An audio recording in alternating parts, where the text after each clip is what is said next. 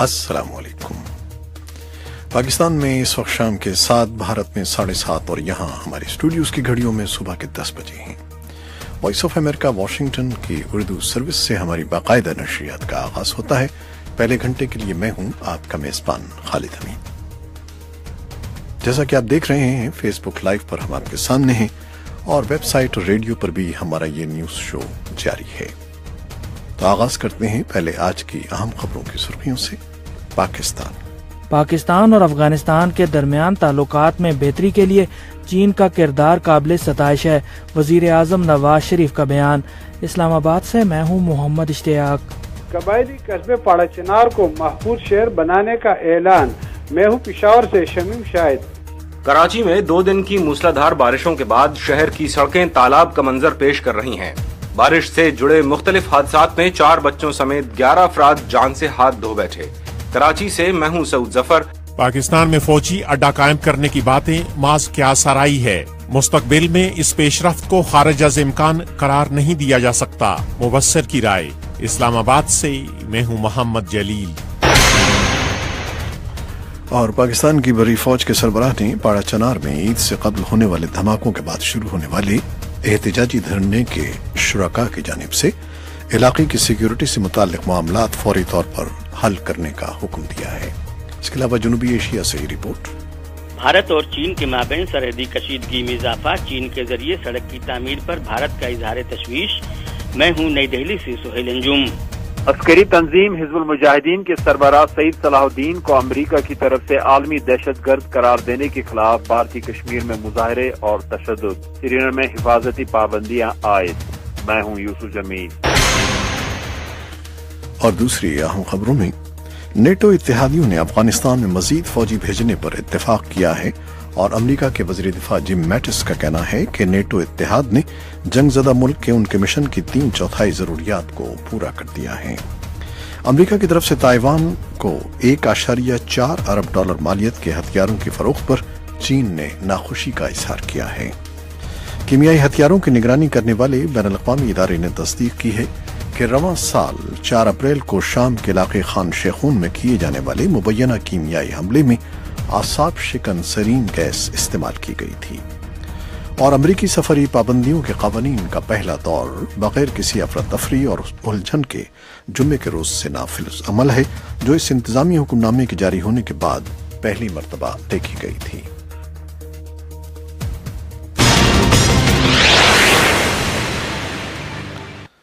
اور خبریں اب تفصیل کے ساتھ۔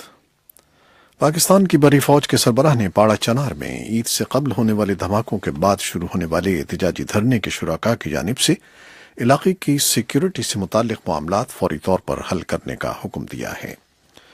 جون کو ہونے والے ان دھماکوں میں 70 سے زیادہ افراد ہلاک ہوئے تھے، اور احتجاجی دھرنا گزشتہ 8 دن سے جاری تھا، جس کے شرکاء نے آرمی چیف قمر جاوید باجوہ سے ملاقات کیے بغیر احتجاج ختم کرنے سے انکار کیا تھا۔ دھرنے کے شرکاء نے جمعرات کو وزیر اعظم نواز شریف کی جانب سے ہلاک شدگان کے لواحقین اور زخمیوں کے لیے مالی امداد کی پیشکش کو بھی مسترد کر دیا تھا۔ پاکستانی فوج کے شعبہ تعلقات عامہ کے مطابق جنرل قمر جاوید باجوہ نے جمعے کی صبح پاڑا چنار کا دورہ کیا، جہاں معاملے پر بریفنگ لینے کے بعد انہوں نے قبائلی عمائدین سے بھی ملاقات کی۔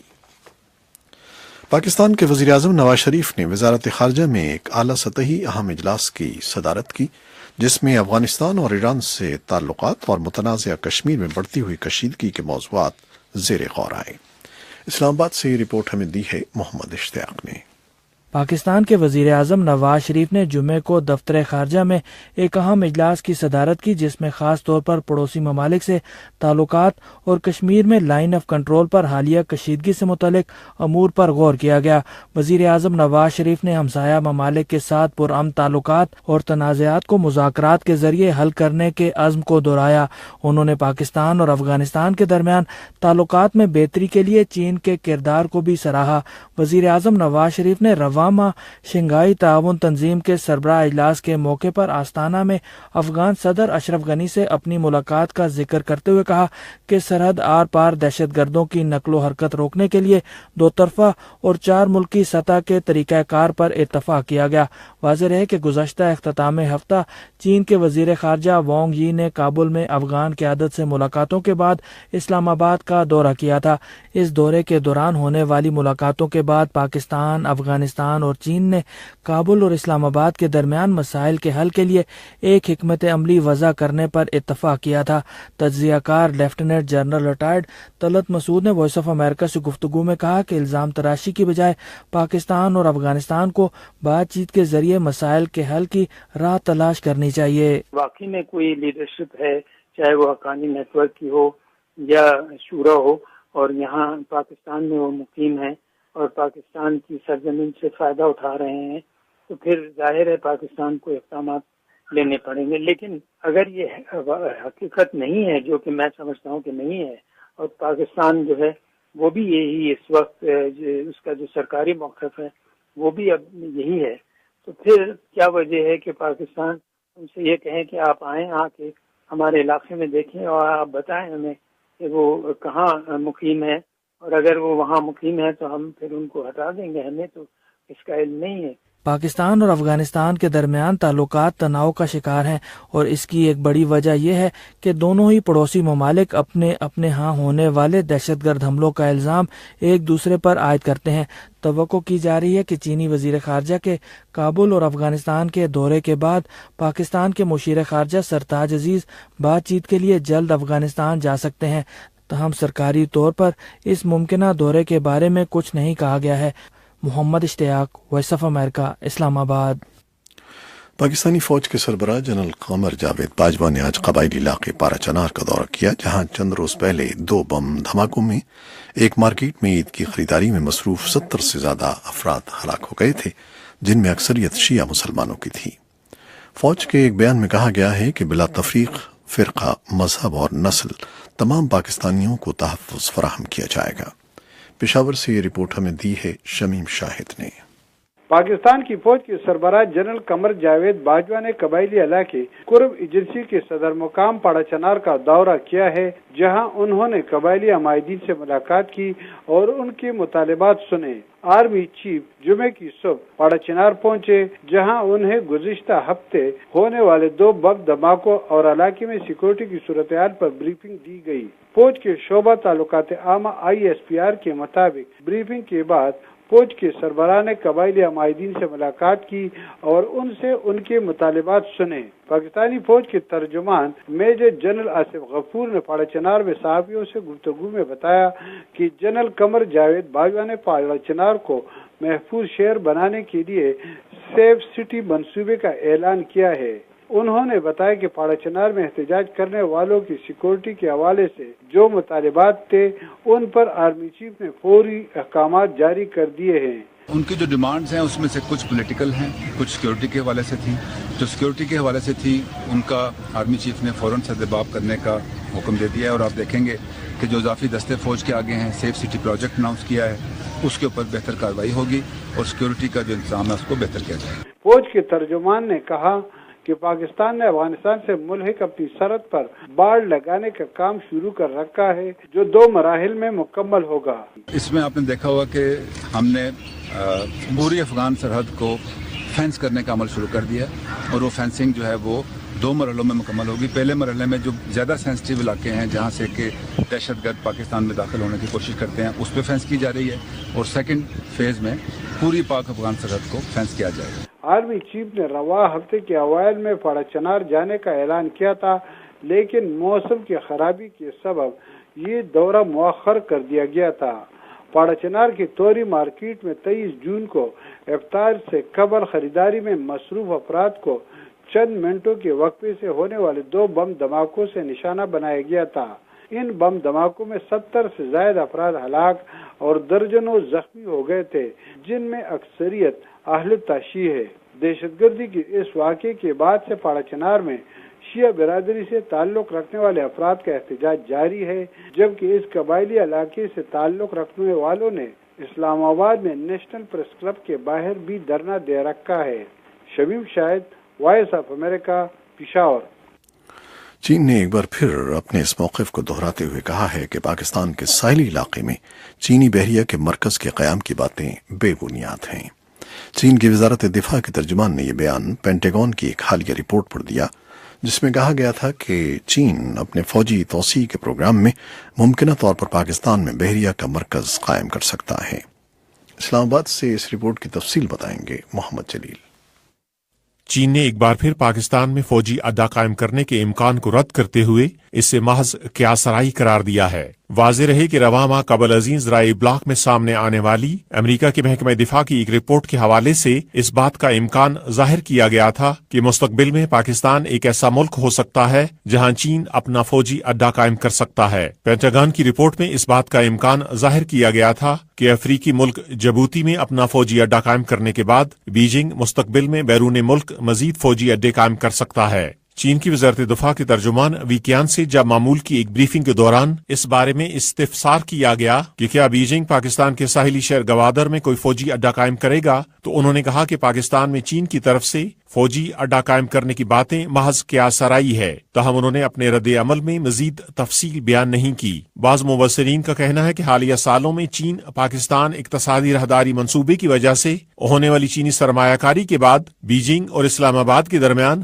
دفاعی تعاون میں بھی مزید اضافہ ہوگا، تاہم ان کے خیال میں مستقبل قریب میں اس بات کا کوئی امکان نہیں ہے کہ چین پاکستان میں کوئی فوجی اڈہ قائم کر سکتا ہے۔ تاہم دفاعی امور کے تجزیہ کار اور پاکستانی فوج کے سابق بریگیڈیئر سعد محمد نے مستقبل بعید میں اس پیش رفت کو خارج از امکان قرار نہیں دیا ہے۔ وائس آف امریکہ سے گفتگو کرتے ہوئے انہوں نے کہا، لیکن اس کو آپ رد بھی نہیں کر سکتے ہیں۔ ایک دفعہ ایک بندرگاہ بن جائے اور وہاں پر چین کی کنٹرول میں بھی ہو، چین کی کمپنی ہے ان کے پاس ہے، تو اگر کوئی مستقبل میں اگر چین یہ سمجھتا ہے کہ جو یہاں پر رسد کی اس کی لائنز ہیں ان کو کوئی خطرات ہیں یا کوئی ان کو مشکلات ہیں، تو چین کی جو بحریہ ہے وہ شمالی بحیرہ عرب میں استعمال ہو سکتی ہے، وہاں پر ان کے دستے آ سکتے ہیں۔ ان دستوں کو کہاں سے لاجسٹکس ملے گی، وہ گوادر یا کراچی ہو سکتے ہیں۔ تاہم ان کے خیال میں مستقبل قریب میں اس بات کا کوئی امکان نہیں ہے کہ چین پاکستان میں کوئی فوجی اڈہ قائم کر سکتا ہے۔ تو اس طرح کا ایک اڈہ ہو سکتا ہے کہ مستقبل میں کہیں ہو، لیکن فوری اس کا مجھے کوئی ایسے آثار نظر نہیں آ رہے ہیں۔ نہ کوئی چین ارادہ رکھتا ہے کہ شمالی بحیرہ عرب میں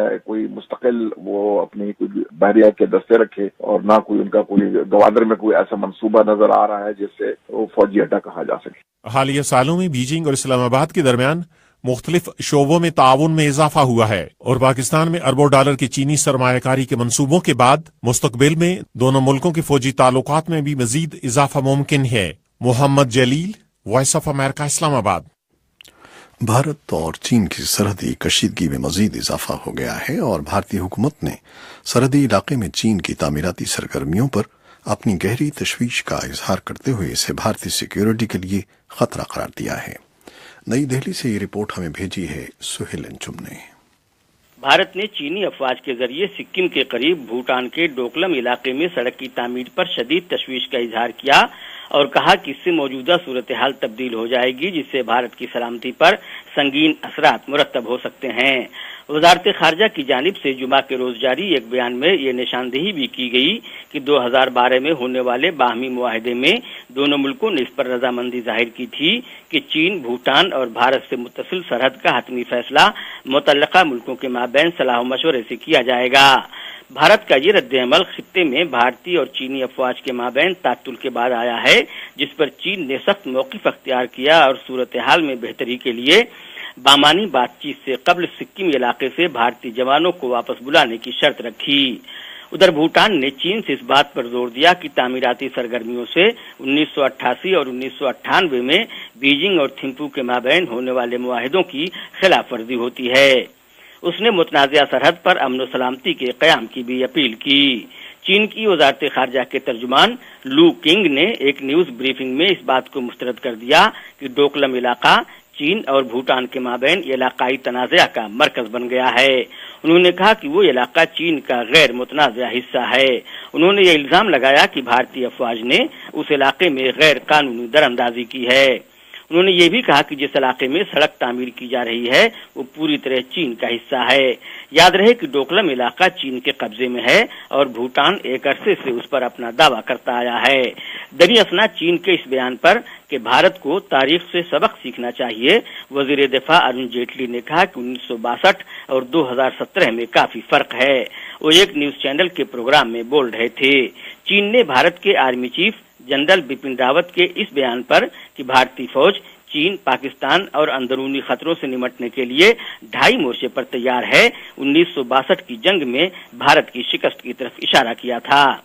चीनी वजारत दिफा के एक तर्जुमान ने जनरल रावत के बयान को पूरी तरह गैर जिम्मेदाराना करार दिया। चीनी अफवाज के जरिए भारतीय बंकरों को तबाह करने के बाद जनरल बिपिन रावत ने सूरत हाल का जायजा लेने के लिए जुमा के रोज सिक्किम का दौरा किया। उधर जम्मू में बीजेपी के एक एमएलसी रमेश अरोड़ा चीन के एक मखसूस खाने मोमोज के खिलाफ मुहिम चलाए हुए हैं। उनका कहना है कि इसके खाने से कैंसर का खतरा है और भारतीय खानों की तहजीब पर इसका गलत असर पड़ सकता है। Suhail Anjum, voice of America, नई दिल्ली। वेबसाइट और रेडियो पर अभी हमारा ये न्यूज शो जारी है, हमारे साथ रहिएगा। फेसबुक लाइव से आपसे इजाजत चाहते हैं। अल्लाह हाफिज।